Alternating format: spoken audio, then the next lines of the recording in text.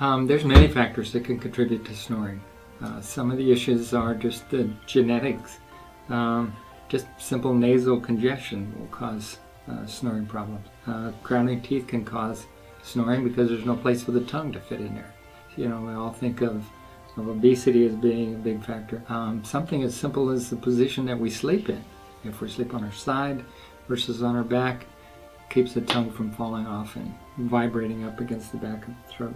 There's some current studies out now that show that vibration can cause plaque buildup in our carotid artery. So the simple act of snoring, loud snoring, can create cardiovascular problems and stroke.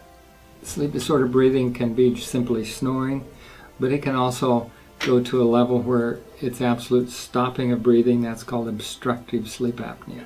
It really is important to see a doctor to look into it, to investigate it, because it's definitely correlated to strokes, heart attacks. It's linked to diabetes. It's linked to Alzheimer's, senility. In fact, oftentimes, I shouldn't say oftentimes, but there are cases of Alzheimer's that have been diagnosed as Alzheimer's when actually they're just a sleep disorder.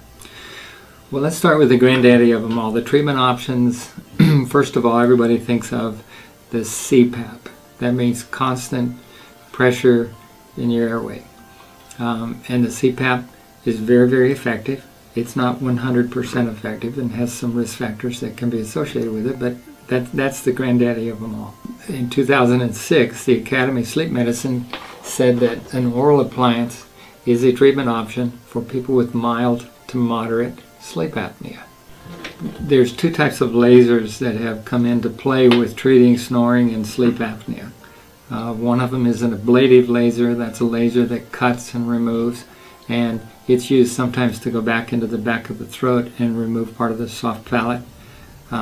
This laser is new technology, and as I understand, there's only 100 of us that are using this laser in the United States. This laser is a rejuvenating laser. So it changes the collagen that has gotten older, flabby, softer. In the back of our throat, that collagen is type 3 collagen. This laser beam, by shining on the tissue, warming the tissue, changes it from type 3 collagen back to type 2 collagen, and it causes other collagen to regenerate. This particular laser is very useful for us in the dental profession because we can have handpieces on it that can actually remove decay. The handpiece that we use today to treat my patient, it uses a pulsed energy of laser beam. It's called an erbium YAG laser, and it penetrates very, very shallow, but it triggers the rejuvenation of those collagen fibers. What they can expect on that first visit is a treatment that's going to take 25 to 30 minutes. We have a particular route that we're going to cover in the back of the throat and on the little uvula that hangs there, and we just shine that light on it.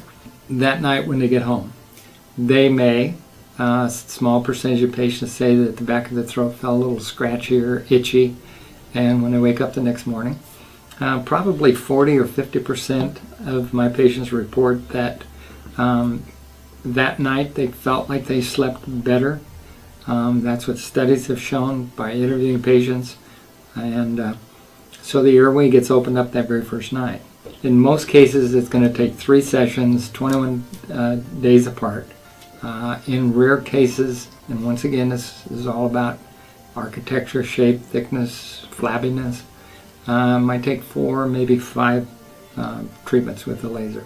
And a lot of people ask if it's a permanent treatment, and it's not.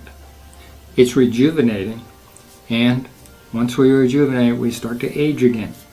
So it really is going to be one of those things that the bed partner says, you're snoring again, get back over there and retreat that. I've treated a lot of people over the last 8 or 10 years with an oral appliance.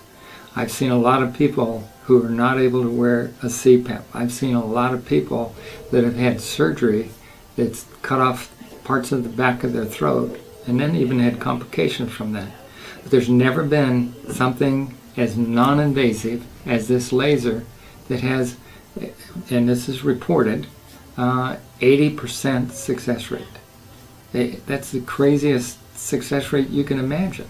Even the CPAP is 40%, 50% maybe. So, non-invasive, rejuvenating, it's awesome.